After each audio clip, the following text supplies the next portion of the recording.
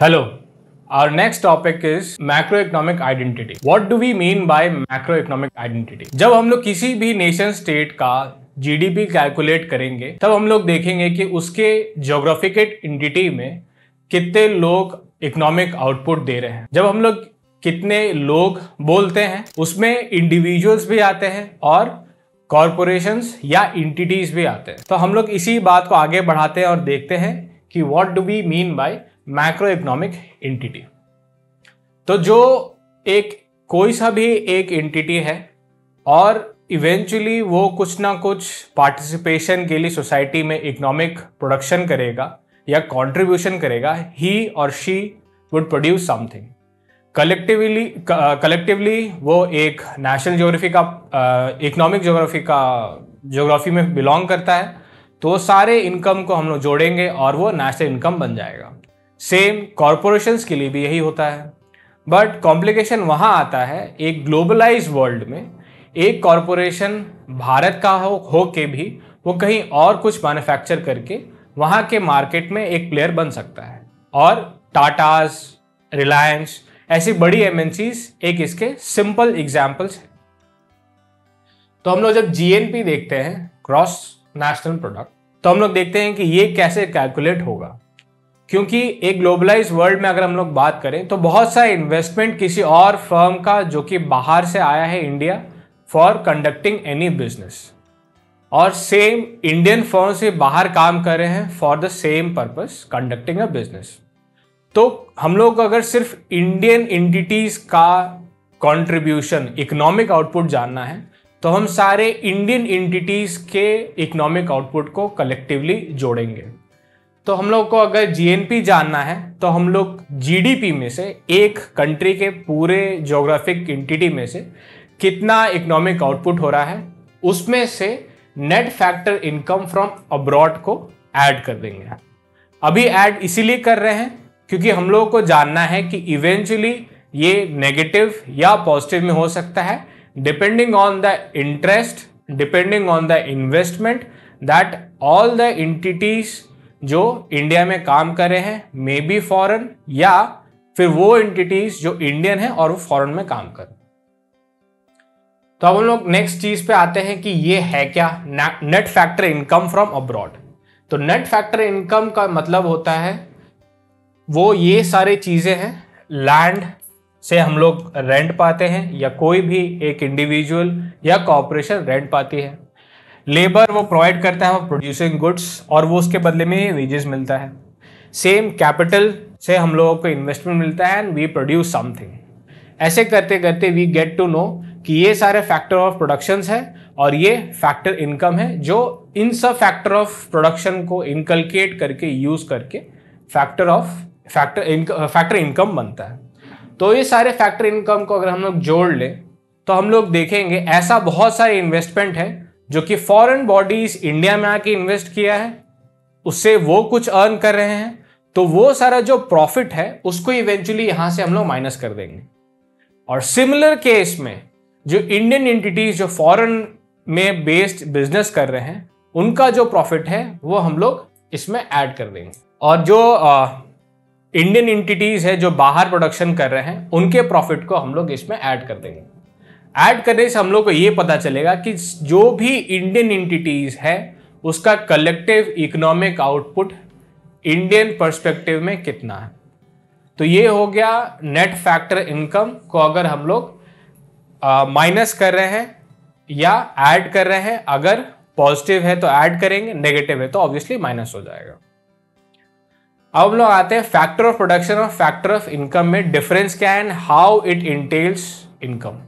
Factor of production just shows कि ये सारे नीडेड है फॉर प्रोड्यूसिंग समथिंग। प्रोडक्शन के बाद वो प्रोडक्ट प्रोड्यूस सेल हो जाता है और कंपनी को उसका इनकम मिल जाता है या प्रॉफिट मिल जाता है। लेकिन अगर आप इसको एक स्टेप इंटरमीडिएट स्टेप देखें इसका, तो देखें कि लैंड जो ओन कर रहा है इट पेज आउट रेंट, जो लेबर ओन करता है ही पेज आउट वेजेस, कैपिटल पे कुछ इंटरेस्ट कमाता है, और एंटरप्राइज एंटरप्रेन्योरशिप जो कर रहे हैं they earn profit from it. It is all combined as income. तो ये जो इनकम है ये फैक्टर इनकम है because of ownership of factors of production. तो फैक्टर्स ऑफ प्रोडक्शन प्रोड्यूस करता है और इससे जो इनकम होता है उसको हम लोग फैक्टर इनकम कहते हैं। वो सारे फैक्टर इनकम इंडियन इंटरप्राइज को आप माइनस कर दें, जो फॉरेन इंटरप्राइज जो इंडिया में काम कर रहे हैं उसको माइनस कर दें, और सिमिलरली जो इंडियन एंटिटीज है जो फॉरेन में प्रॉफिट कमा रहे हैं उसको हम लोग ऐड करके वी गेट टू जीएनपी। हम लोग इसी आर्ग्यूमेंट को आगे बढ़ाते हैं, इसी टॉपिक को आगे बढ़ाते हैं। तो हम लोग देखते हैं gross versus net national product. तो हम लोगों ने यहां से देखा कि जीएनपी क्या है, ग्रॉस नेशनल प्रोडक्ट, कैसे कैलकुलेट हुआ। तो इन सब चीजों को हम लोगों ने माइनस कर दिया and we get our answer. अब इसको हम लोग आगे बढ़ाते हैं कि ग्रॉस मतलब हो गया कंसोलिडेटेड प्रोडक्ट। अब इसमें से माइनस क्या करना है, हम लोग जानते हैं ग्रॉस एक कलेक्टिव चीज होता है, उसमें से कुछ माइनस होता है, तो we get the final outcome as net. तो कोई भी जीडीपी में से अगर हम लोग डिप्रिशिएशन जो एक कैपिटल लॉस होता है उसको अगर हम लोग माइनस कर दे तो we get net national product. ये जानना जरूरी क्यों होता है, इससे ये पता चलता है कि अगर आपका जीडीपी इंक्रीज कर रहा है और डिप्रिशिएशन रिलेटिवली लो है तो ओवरऑल उसका आउटपुट पॉजिटिव में रहेगा और जीडीपी का ग्रोथ बैलेंस्ड रहेगा। तो ये जानना, ये नेट नेशनल प्रोडक्ट जानना इसलिए जरूरी होता है, इट इंटेल्स, इट शोज कि इकोनॉमिक कितना, कोई भी इकोनॉमिक एंटिटी कितना प्रोडक्टिव है। हम लोग आते हैं नेट नेशनल प्रोडक्ट पे।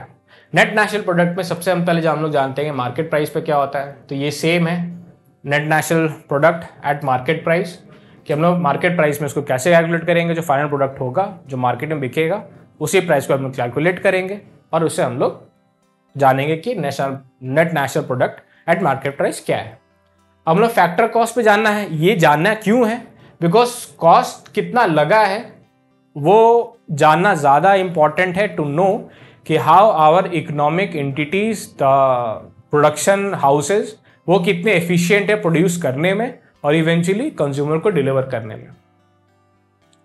तो फैक्टर कॉस्ट, जो फैक्टर कॉस्ट लगा है, इन्वेस्टमेंट लगा है to produce the final good, उसमें से अगर आप सब्सिडीज और टैक्सेस को माइनस कर दे तो हम लोगों को एनएनपी आ जाएगा एट फैक्टर कॉस्ट।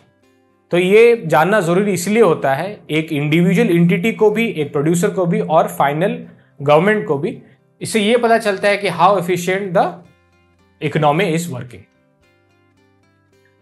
हम लोग कंपैरिजन करते हैं रियल जीडीपी और नॉमिनल जीडीपी में। ये हम लोग कंपैरिजन इसीलिए कर रहे हैं क्योंकि हम लोग को जानना, कोई भी कंपैरेटिव एनालिसिस किसी का करेंगे या फिर हम लोग को जानना है कि ये कितना प्रोडक्टिव या कितने एफिशिएंट इकोनॉमी है, तो हम लोग को कुछ ना कुछ बेस ये लेना पड़ेगा और उसी से कंपैरिजन करेंगे कि आज हम लोग की इकोनॉमी कैसे परफॉर्म कर रही है। तो एक सिंपल टर्म्स में अगर आपको आज का, आप भी पढ़ने के समय ये डिसाइड करते हो कि हम कितना प्रोडक्टिव हैं, तो अगर आप आज 7 घंटे पढ़े हो तो आप देखोगे कि अगर आपने लास्ट डे या पिछले वीक सिर्फ 4 आवर्स पढ़ाई किया था तो यू वुड से कि मैंने 4 घंटे एक्स्ट्रा या 3 घंटे एक्स्ट्रा पढ़ाई किया है।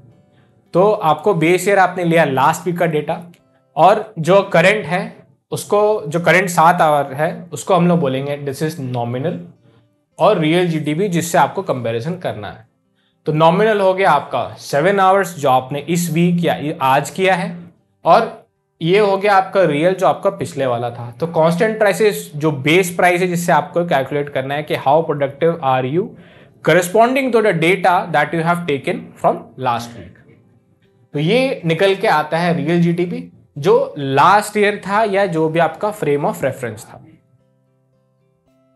ये कंपैरिजन अब इंपॉर्टेंट क्यों हो जाता है, तो हम लोग किसी भी इकोनॉमी में देखें तो हर एक इकोनॉमी में थोड़ा बहुत इन्फ्लेशन रहता ही है। इन्फ्लेशन से ये मतलब होता है इकोनॉमिक्स सस्टेनेबल है और वो डिसेंट अमाउंट से उसका ग्रोथ है। तो एक नया टर्म आता है जीडीपी डिफ्लेटर। जीडीपी डिफ्लेटर एक सिंपल इक्वेशन है जिसमें नॉमिनल जीडीपी को रियल जीडीपी से डिवाइड करके 100 से मल्टीप्लाई करते हैं एज अ बेस ऑफ 100।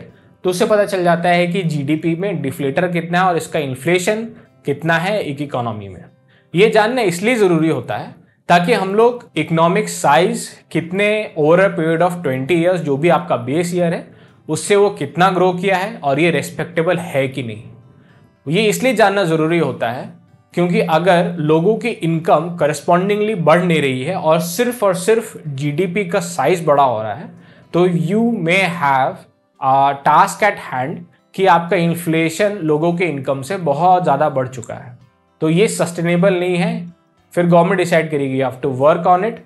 तो इसीलिए जानना बहुत ज़्यादा ज़रूरी होता है कि जीडीपी डिफ्लेटर का एक्चुअल वैल्यू क्या है आज के दिन में। सिंपल है, नॉमिनल जीडीपी जो आज का स्टैट्स है, जो आज का डेटा है, रियल जीडीपी जो उसका पास का बेस ईयर है, और उसको 100 से मल्टीप्लाई कर देंगे, विल गेट आवर आंसर। अब हम लोग आते हैं इन्फ्लेशन, जो हम लोग बात कर ही रहे हैं, तो अब आते हैं हम लोग कंज्यूमर प्राइस इंडेक्स पे। जीडीपी डिफ्लेटर आपके हर प्रोडक्ट पे आप लगा सकते हैं, from a simple shirt to petrol और some any commodity you want. But in a very wide economy सारे प्रोडक्ट्स को कैलकुलेट करना बहुत टफ है। मे बी आप सारे जीडीपी को इकट्ठा करके कैलकुलेट कर सकते हैं, बट वो एक बहुत बड़ा पिक्चर हो जाएगा। You can't manage all those numbers collectively. तो for the sake of economic policy we stick to CPI. CPI में बहुत लिमिटेड नंबर ऑफ प्रोडक्ट्स होते हैं ताकि वो पॉलिसी फॉर्मुलेशन के लिए इजी हो for economist and decision makers, for better policy creation, for greater development या inclusive growth. Plain and simple words में बोला जाए तो ये। तो हम लोग देखते हैं कि जीडीपी डिफ्लेटर और सीपीआई में बेटर कौन है। ऑब्वियसली जीडीपी डिफ्लेटर पूरे इकोनॉमी के लिए हो सकता है, तो वो बहुत बड़ा नंबर है, बट उसमें भी अपने लैकुनास है, इसलिए हम लोग सीपीआई हमेशा फॉलो करते हैं फॉर मॉनेटरी पॉलिसी, और इसी बेसिस पे हम लोग जीडीपी को मैनेज करते हैं या ग्रोथ को मैनेज करते हैं कि कितना मनी मार्केट में रहेगा, तो उससे इन्फ्लेशन मैनेज होगा और उसी से ग्रोथ भी करस्पॉन्डिंगली मैनेज हो पाएगा। इससे बेनिफिट ये होता है कि लॉन्ग टर्म और शॉर्ट टर्म किसी भी चीज़ को इवैल्यूएट करने के लिए कि अगर हम लोग की इकोनॉमी एक general decent amount of productivity से गुजर रही है, तो उसका एक स्पेसिफिक डेटा आएगा, और अगर इन्फ्लेशन उसको सस्टेन कर पा रही है या ग्रोथ इसको सस्टेन कर पा रही है इन्फ्लेशन को, तब तो सिचुएशन ठीक है। अगर नहीं सस्टेन कर पा रही है तो ये डेटा इन दोनों का मिसमैच होगा और सीपीआई का मिसमैच होगा, और फिर वो प्रॉब्लम क्रिएट हो जाएगा इकोनॉमिक पॉलिसी मेकर्स के लिए और गवर्नमेंट के लिए, तो they would act on it. तो ये बेसिक था कि हम लोगों ने पहले जाना कि कितना इनकम जनरेट हो रहा है सारे इंडियन एंटिटीज के इकोनॉमिक एक्टिविटीज से। फिर हमने देखा कि नेट नेशनल प्रोडक्ट डिप्रिसिएशन हटाने के बाद कितना आया। फिर हमने देखा कि फैक्टर कॉस्ट कि इकोनॉमिक प्रोडक्शन की कैपेसिटी इंप्रूव हो रही है कि नहीं over the period of time या over the period of years, maybe decades. उसके बाद हमने देखा कि जीडीपी का 2 एरा का कंपैरिजन कर रहे हैं हम लोग, क्योंकि इसी से प्रोडक्टिविटी पता चलेगा if you compare between 2 years at best. और ये 2 तरीके हैं कंपैरिजन ऑफ जीडीपी। एक जीडीपी के ऐसे कंपैरिजन कर लिए, ये तो इन्फ्लेशन बता दिया आपको, इन्फ्लेशन कैलकुलेट करेंगे। दूसरा तरीका है सीपीआई। इन दोनों का कंपैरिजन करके हम लोग जान जाएंगे कि हम लोग इकोनॉमिक प्रोडक्टिविटी है या नहीं है। अगर नहीं है तो और इसमें इंप्रूवमेंट क्या कर सकते हैं। Thank you very much.